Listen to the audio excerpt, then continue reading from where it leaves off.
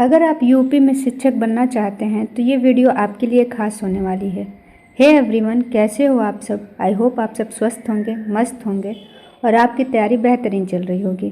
दोस्तों, जो लोग भी यूपी टेट की तैयारी कर रहे हैं उनको मैं बता दूं कि ये वीडियो मैं आप लोगों के लिए ही लेके आई हूँ, जो कि 2018 का सॉल्व पेपर है। इसमें पहला पार्ट मैंने ऑलरेडी चैनल पे अपलोड कर दिया है। जिन्होंने नहीं देखा है चैनल विजिट करके देख सकते हैं। और आज मैं दूसरे पार्ट में इंग्लिश के 30 क्वेश्चन लेके आई हूँ, जो कि 2018 के पेपर का ही है। तो चलिए बिना समय गवाए शुरू करते हैं। और प्लीज़ आप लोग वीडियो को लाइक कर लिया कीजिए, चैनल सब्सक्राइब करके अपने दोस्तों में भी शेयर कर लिया कीजिए। तो फटाफट से इंग्लिश के 30 क्वेश्चन देख लेते हैं। और ये वीडियो आज आप लोगों के लिए मैं स्पेशली लेके आई हूँ। और जल्दी ही जितने भी अब तक यूपी टेट के पेपर हुए हैं सारे का सॉल्यूशन आप लोगों के सामने मैं लेके आऊँगी जल्दी ही। अभी तो ये 2018 का पेपर है और आज हम लोग इंग्लिश कर रहे हैं। इसके बाद एसएसटी वाला पोर्शन अपलोड होगा और मैथ्स वाला भी। तो चलिए देखते हैं। और बाकी संस्कृत रह जाएगा तो उसको भी मैं जल्दी आप लोगों के सामने लेके आऊँगी। और 2 दिन में ये पूरा का पूरा paper English, Sanskrit, SST, math और जितने भी पोर्शन हैं वो सारे कंप्लीट करते हुए ख़त्म हो जाएंगे। तो देखिए पहला क्वेश्चन क्या कहता है, what will be the feminine gender of wizard. Wizard बताएंगे। विजार्ड मतलब होता है जादूगर। आपको पता ही होगा कि विजार्ड मतलब होता है जादूगर।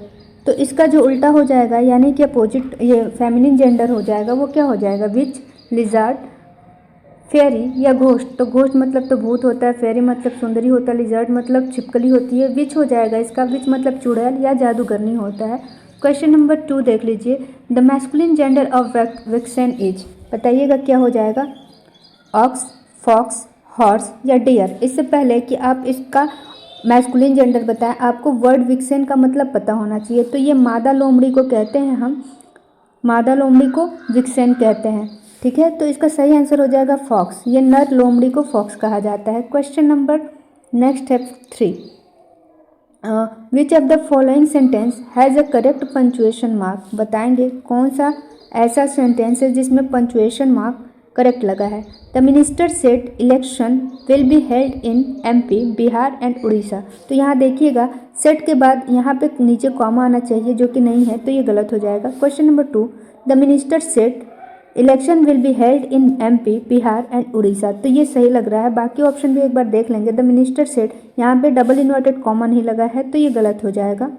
The minister said election will be held in MP, Bihar and Orissa. तो यहाँ पे भी नीचे सेट के बाद कॉमन नहीं लगा है, तो ये भी गलत हो जाएगा। तो करेक्ट आंसर हो जाएगा option number B, the minister said election will be held in MP, Bihar and Orissa. तो आप देख सकते हैं कि यहाँ पे inverted comma, double inverted comma, फिर कॉमा और फुल स्टॉप मार्क सब एकदम प्रॉपर जगह पे लगे हैं। क्वेश्चन नंबर नेक्स्ट है 54, which among of the following suffix is not suitable for the root word prevent. यानी कि कौन सा ऐसा सफिक्स है जो रूट वर्ड प्रिवेंट में लगा नहीं सकते हैं आप, यानी कि प्रिवेंट में लगाने के बाद कोई अर्थ नहीं देगा।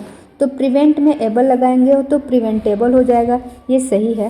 प्रिवेंटिव भी होता है, प्रिवेंटिंग भी होता है, लेकिन प्रिवेंटियस नहीं होता है, तो यही इसका सही आंसर हो जाएगा। प्रिवेंट में आप IOUS नहीं लगा सकते हैं। नेक्स्ट क्वेश्चन देखिए, question number 55, identify the phrasal verb in the following sentence. Thieves broke into the bank in the middle of the night. तो बताइएगा कि इस सेंटेंस में फ्रेजल वर्ब क्या होगा, broke into, into the bank, thieves broke या middle of the night. तो इसका जो करेक्ट आंसर हो जाएगा वो हो जाएगा ब्रोक इनटू। नेक्स्ट देखिए क्वेश्चन नंबर 66 क्या कह रहा है, complete the following sentences with the most suitable option. I didn't know dash dash dash in the party. तो बताएंगे इस फिलिंग द ब्लैंक्स में आप यहाँ पे क्या भरेंगे, एनीबडी, समबडी, नोबडी या समवन। तो इसका करेक्ट आंसर हो जाएगा I didn't know anybody in the party. Question number 67 देखिए, which of the following is not a homophonic pair. यानी कि होमोफोनिक पेयर कौन सा नहीं होगा वो आप बताएंगे। Kite kit, stair stare, principal principle, steel steal. तो आपको पता है कि एक स्टील ये इस्पात को कहते हैं, दूसरा चुराना। प्रिंसिपल मतलब मुख्य और प्रिंसिपल मतलब प्रधान भी होता है। स्टेयर आप घूरना कहते हैं और इस स्टेयर का मतलब सीढ़ी होती है। तो इसका सही ऑप्शन हो जाएगा काइट और kit. Which of the following word doesn't have a silent letter in the pronunciation. तो बताइएगा कि कौन सा ऐसा शब्द है जिसमें एक साइलेंट लेटर नहीं है। ऑप्शन है नॉक, बी है ऑरेंज, सी है ऑनेस्ट या डी है डेप्थ। तो बताइएगा कि कौन सा ऐसा लेटर है, कौन सा ऐसा वर्ड है जिसमें एक लेटर साइलेंट है। तो नॉक में ऑलरेडी के साइलेंट है, आप देख सकते हैं। ऑनेस्ट में एच साइलेंट है, डेप्थ में बी साइलेंट है। तो इसका जो करेक्ट आंसर हो जाएगा वो हो जाएगा option number B. Question number 69 देखिए। Which part of speech is the word who in the following sentence. God helps those who helps themselves. तो बताइएगा, आपसे पूछ रहा है कि हु क्या है। इस सेंटेंस में हु क्या है, एडजेक्टिव, एडवर्ब, नाउन या प्रोनाउन। तो करेक्ट आंसर हो जाएगा प्रोनाउन। क्वेश्चन नंबर 70 देखिए। Which part of speech is in the following sentence. यानी कि जो सेंटेंस दिया है उसमें पार्ट्स ऑफ स्पीच बताना है आपको। Shruti wanted to work so she want to her in room. तो यहाँ पे आपसे शो का पूछा जा रहा है कि कौन सा पार्ट्स ऑफ स्पीच है इस शो में। ये अंडरलाइन करना मैं भूल गई थी। तो ये जो सही आंसर हो जाएगा वो हो जाएगा कंजक्शन। क्वेश्चन नंबर 71 देखिए। Which of the following sentences has a modal verb. Option है A he is flying a kite, B he is father known me well, 3 है रमीज एन इंटेलिजेंट बॉय, या डी होगा her mother ought to know what she is doing in Mumbai. तो इसका जो correct answer हो जाएगा वो हो जाएगा option number 4। Question number 72। Which of the following sentences has a possessive pronoun. बताइएगा कि कौन से सेंटेंस में पॉजेसिव प्रोनाउन है। Ramesh who is my grandson is reading a poem, her sister is known to me, he couldn't help me, our is a vast country. तो इसका सही answer 4 हो जाएगा। नेक्स्ट देखिए question number 73। Which of the following sentences has a collective noun. Option A है he has a lot of milk, 2 है Raka is a fool, 3 है cattle are gazing in the field, और 4 है the air is cool hair. तो इसका सही answer हो जाएगा cattle are grazing in the field. Question number 74 देखते हैं। Identify the sentences in passive voice. यानी कि जो सेंटेंस पैसिव वॉइस में है वो आपको आइडेंटिफाई करना है। They live in this city, he will be taken care of, he teaches chemistry, Ram is flying a kite. तो इसका जो सही आंसर हो जाएगा वो हो जाएगा option number B, he will be taken care of. Question number 75 देखिए। Identify the sentence in the active voice. पहला है their friend will be caught red handed. तो ये तो नहीं होगा, ये तो पैसिव में है। I know nothing about western philosophy. हाँ ये सही है। आगे भी देख लेते हैं। French is not taught by me. तो ये बिल्कुल नहीं होगा, ये भी पैसिव में है। He was not down by car, ये भी पैसिव वॉइस में है। तो ये सही हो जाएगा 75 का ऑप्शन नंबर 2। 76 देखिए। Which of the following sentences is an exclamatory one. तो इनमें से कौन सा एक्सक्लेमेटरी है। You are really very kind, नहीं ये तो नहीं है। She is a small creature, ये भी नहीं है। He can not speak well, ये भी नहीं है। सब सिंपल सेंटेंस है। How beautiful is morning today. हाँ बिल्कुल ये एक्सक्लेमेटरी सेंटेंस है और यहाँ पे मार्क ऑफ एक्सप्लेनेशन भी लगा है, आप देख सकते हैं। क्वेश्चन नंबर 77 देखिए। Which of the following word has a silent letter in it. कौन सा ऐसा वर्ड है जिसमें एक साइलेंट लेटर है। फॉन, क्यों, काम या बट। तो आप देख सकते हैं कि ऑप्शन नंबर जो 3 है वो काम, इसमें एल साइलेंट है। आगे देखिए question number 78। Which of the following sentences has a direct narration. किसमें डायरेक्ट नरेशन है। My mother tells us that her uncle was a salesman. He said to me, "Do not cross the limit." He has told me that his father was a police officer. या 4 है Sham said to me that he was not at his yesterday. तो इसका जो सही answer हो जाएगा वो हो जाएगा He said to me, "Do not cross the limit." Question number 79 देखिए। Which of the following sentences has the antonym of narrow?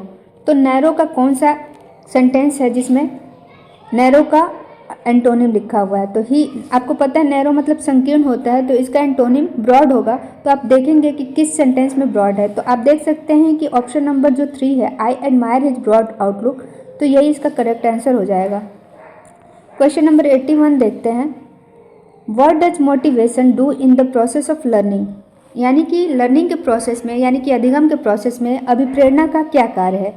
It different old learning, it makes undirectionally learner thinks, it sharpen memory of the learner, it creates interest of the learner among young learners। तो बताएंगे कि क्या है इसका answer.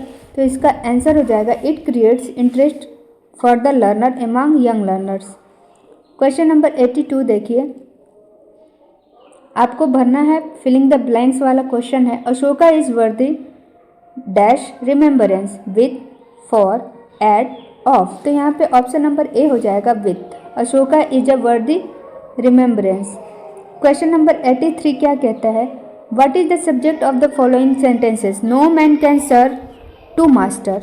No man can serve two master या no man.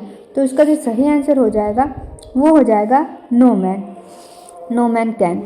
आगे देखिए, एक पैसेज दिया गया है, इसको आप ध्यान से पढ़ लीजिए, फिर हम इसका आंसर करेंगे। Among these adventures in this year 1887 was a youth called Jacob who was then 21 years old. Although so young, he had already lived a risky and dangerous life.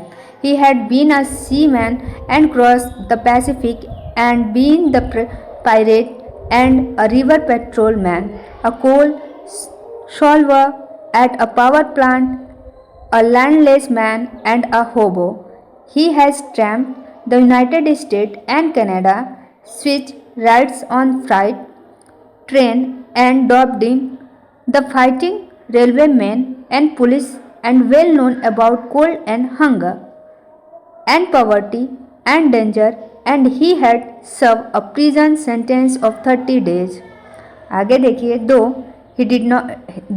he did little else, he had a great love for book and word, and though he had found no gold in the Klondike, these things were soon to earn him a fortune. He came back from the Alaska after a year, suffering from scurvy and without a penny in his pocket. He had, however, a great wealth of experience, and he began to write stories but places he had seen and the people he had met. After months of hard work and hunger, he found success. Magazines began to accept his Alaskan story. Soon he was famous. In the next 16 years, he published 50 books and made a spent $1 million. He died in 1916. चलिए देखते हैं इसका answer.